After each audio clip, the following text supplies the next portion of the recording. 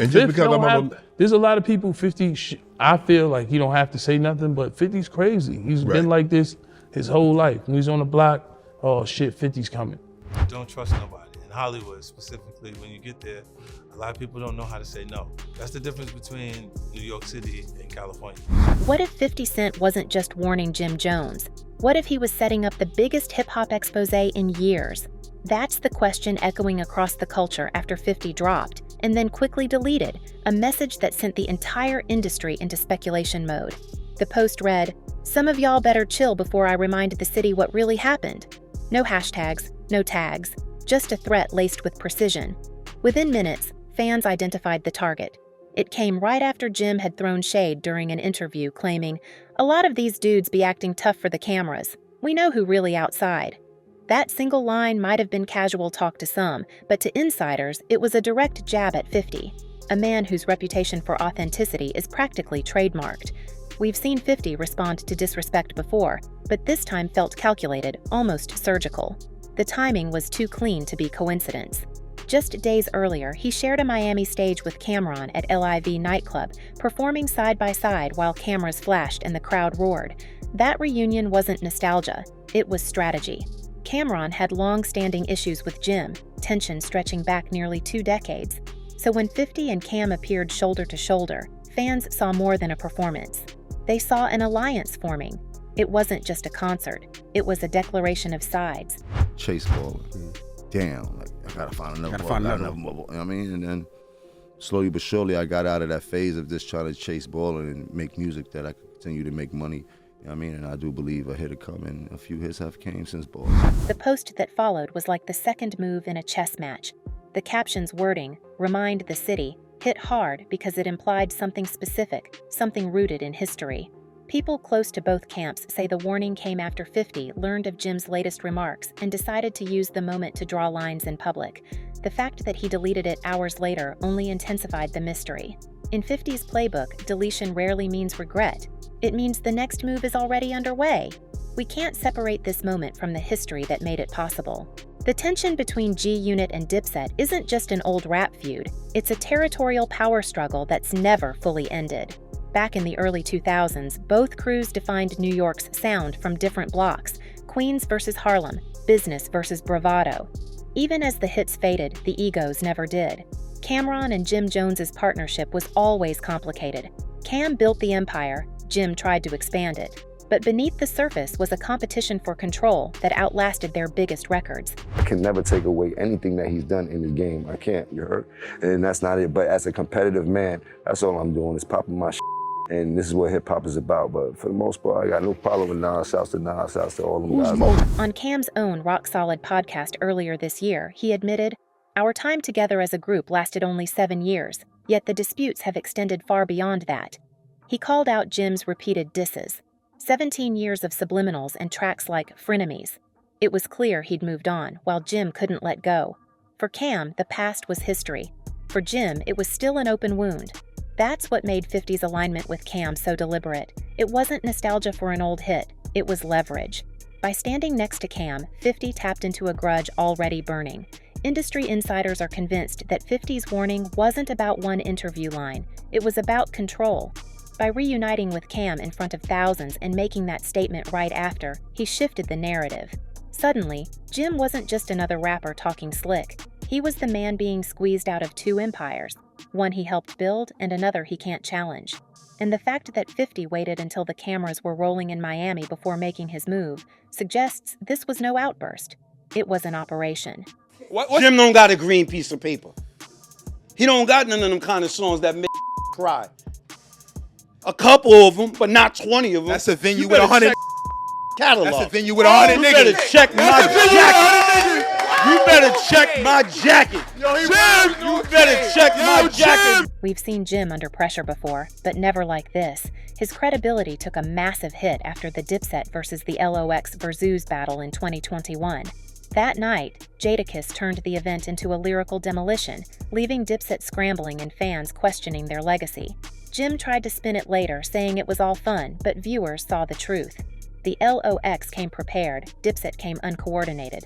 Since then, Jim's been in recovery mode, leaning into interviews and fashion moments instead of chart-topping singles. The reviews haven't been kind. Critics called his recent output manufactured, saying the raw Harlem grit that once defined him has been replaced by staged confidence and glossy production. That's where 50's post cut deepest. It played on the very thing Jim's been trying to protect, his authenticity. When 50 says, "Remind the city," he's not talking about old rap beefs. He's talking about what people remember, about the unspoken history that still shapes reputations in New York. The suggestion alone that 50 could pull back the curtain on something Jim wants buried has fans dissecting every detail. Could it be about business, street alliances, loyalty breaks within Dipset? Nobody knows for sure, but the fear is real because 50 doesn't bluff. When he speaks, there's usually evidence waiting in the vault. It's worth noting that 50's pattern in conflicts is always methodical. He never acts without a plan. The silence after the deletion, the timing with Cam, even the tone of the caption. Each element feels staged to provoke a reaction without giving one. Insiders close to G-Unit say 50's message wasn't retaliation. It was an opening move. He's allegedly preparing something bigger, possibly a televised or documentary-style exposé tied to his expanding media ventures. That's why some analysts think this warning might be more than personal. It could be a prelude to a public reckoning that blends entertainment with revelation, the way 50 loves to mix business with spectacle. The people want you up here, man, on the No Funny Shit couch. You better check my jacket, man. Oh, man. Meanwhile, Jim's position keeps looking weaker. Just weeks before all this, he'd reignited minor tension with other New York artists, including subtle digs at Styles P and Jadakiss, trying to assert his dominance after years of criticism. But each move backfired. Styles P dismissed him bluntly, saying, "Me and Jim don't do the same thing. I'm a bar master." The statement spread fast, painting Jim as an artist chasing validation instead of respect. Every time he talks now, the response is skepticism. What's striking is how the timing of everything overlaps. Cam's refusal to reconcile, 50's stage appearance, Jim's interviews, and the public silence that followed the warning.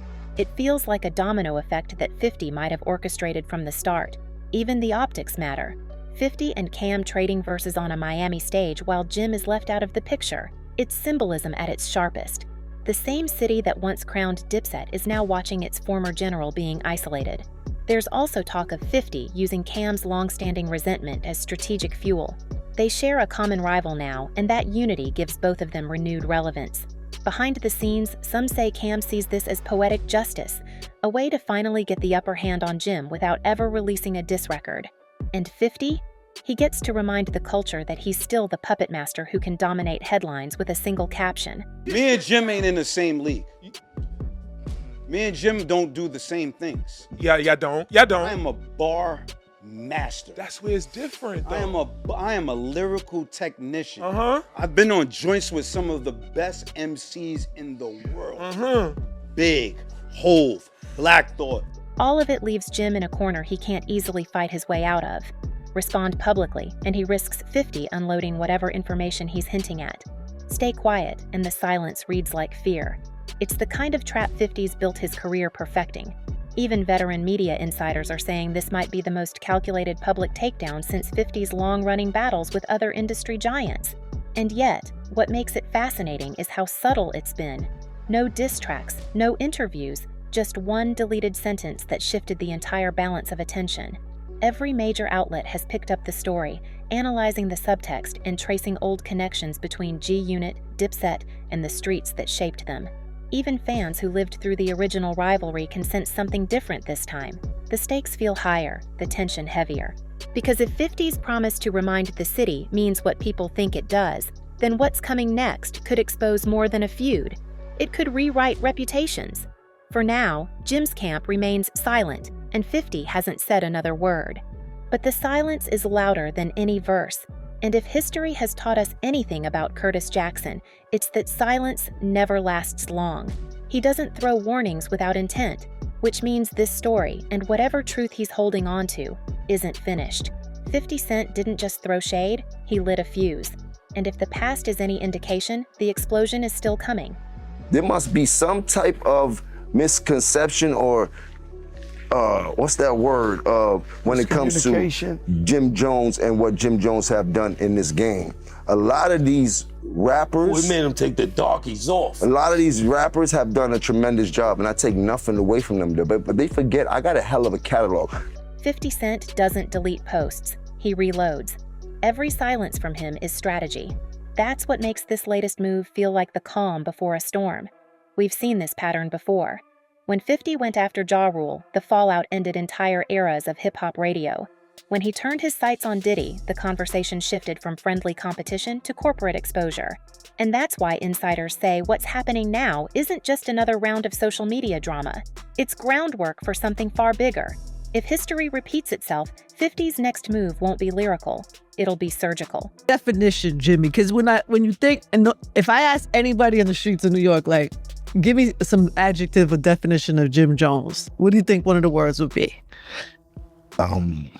I would hope a survivor, a visionary, a philanthropist, a person with a big heart, person that stand on 10 toes. Not perfect. He's a perfect example of what could happen for you in life if you believe in yourself. What makes it even more dangerous for Jim is who's standing next to 50 this time. Cameron's alliance with him isn't nostalgia, it's revenge disguised as reconciliation. Cam's recent claim that Jim helped him write early albums sent shockwaves through the community. To many, that sounded like a subtle way of discrediting Jim's creative legacy. Jim immediately denied it, but the damage was done. Once those words were out, the seed was planted. If Cam's statement gains traction, it reframes their whole history, turning Jim from co-founder to background contributor. And with 50 amplifying that energy, it starts to look like a coordinated takedown, not a coincidence. We can trace the pattern in 50's timing. He linked with Cam right after months of whispers about Dipset's internal tension, knowing full well that Cam's resentment had never cooled. On stage in Miami, their chemistry looked effortless, but the subtext was razor-sharp. 50's grin as Cam performed was the look of a man watching a rival's walls crumble from within. It wasn't about music, it was about message. Together, they're reminding the culture that alliances built on unfinished business are the most dangerous kind. We've been together longer than I've seen a lot of people be married. You know what I mean? And you're not afraid of commitment. No, obviously not. Yeah. You know what I mean? Obviously not. Because usually that's the thing. Obviously not. Like, I'm not even the boss in my household. I'm permitted, you heard? But because from a business standpoint, the contrast between them and Jim couldn't be clearer. 50's empire spans television, spirits, and production deals worth millions of dollars. Cam has pivoted into sports commentary and media with measurable success. Jim, on the other hand, is still trying to prove his place in the conversation. His 9 Billboard 200 entries show consistency, but no number ones. Nas, the man Jim once compared himself to, has 27 entries and 6 chart toppers. Those numbers alone tell the story. The gap isn't just creative, it's structural. That's why people are starting to believe 50's warning wasn't aimed only at Jim. What if this is about the industry itself? What if his real message is that credibility still outranks image? Some of y'all better chill before I remind the city what really happened. That line reads differently when we realize he might not be talking about one person, but a culture that's forgotten how much truth still matters. Several insiders claim 50's team has been quietly reaching out to old contacts, gathering paperwork, and revisiting Dipset's early deals. If even a fraction of those rumors are true, Jim could be facing not just embarrassment, but exposure, financial, personal, and professional. The fear around Jim's camp seems to confirm it. For a man who thrives on visibility, his sudden quiet is telling. We've all seen this playbook before. When 50 starts posting and deleting, people scramble. A former label associate told reporters that Jim's management has been monitoring socials like it's crisis control. That alone speaks volumes. Silence can mean strength, but when it comes to 50, silence usually means someone's been warned to stay still until they know what's coming. And yet, 50's still saying nothing. No interviews, no captions, no follow-ups. Just the lingering echo of that threat. Every outlet that covers it adds another layer of speculation. Maybe he's preparing a documentary through one of his production companies. Maybe he's packaging real stories behind the G-Unit and Dipset years into an exposé that ties past loyalty to present betrayal. The idea sounds wild, until we remember 50's track record. He's a businessman who turns grudges into profits. For him, humiliation isn't payback, it's promotion. You know what I mean? People think you got all this money. Yeah, I do got money, but if I don't hustle every day to pay these bills the same way you got to work every day to pay your bills, it'll be detrimental for me the same way it'd be detrimental for you. You know what I mean? So it's like I'm constantly on the hustle to make more money. That's what life is about. You know what I mean? Money fixes a lot of things. You know what I mean? They say money don't buy happiness, but it made me smile a lot of times. Meanwhile, Jim's reputation has never been under more scrutiny. After the LOX crushed Dipset in the Versus battle, the cracks in his image became harder to hide. His energy on stage that night felt forced compared to the effortless dominance of Jadakiss. Critics called it the moment the torch officially passed. Ever since, Jim's been clinging to relevance through interviews and online banter, but now every word is being dissected. Even small missteps look amplified under 50's shadow. Behind closed doors, sources claim his inner circle is divided, some urging him to respond, others begging him to stay silent. But when 50 Cent calls you out and you go quiet, it's not peace, it's pressure. The kind that builds until something breaks. Industry watchers say there's tension in Jim's brand deals, with partners wary of being caught in the crossfire. A few longtime collaborators have reportedly gone distant. The fear isn't that 50 will drop a diss track, it's that he'll drop receipts. You heard? I fight all my battles on my own. I take losses and I take my wins the same way. You heard? The same smirk, just like this. There are whispers of old recordings, private studio sessions, archived interviews, phone calls from the early 2000s that could surface at any time. Even talk of legal files connected to Dipset's early contracts being reviewed again. None of it is confirmed, but the fact that people are even speculating shows how potent 50's influence still is. When he hints, the world starts digging. And if those files or tapes do exist, the fallout could stretch far beyond Jim. At its core, this is no longer about bragging rights. It's about legacy and control. 50 has positioned himself as the gatekeeper of New York's hip-hop memory, deciding who gets celebrated and who gets exposed. By stepping into that arena, Jim may have walked straight into a game where the rules don't favor him. The warning was never about a single comment. It was about reminding everyone who really writes the narrative. So the question now isn't whether 50 will respond. It's when and how. Because every minute of silence from him feels loaded. Every deleted post feels like a countdown. And the closer we look, the more it feels like 50 Cent didn't just warn Jim Jones, he declared war. And in this game, the first casualty is always the truth. What do we think happens when 50 finally decides to remind the city? Drop your thoughts below, stay tuned for updates, and until next time, keep your eyes open and your receipts ready.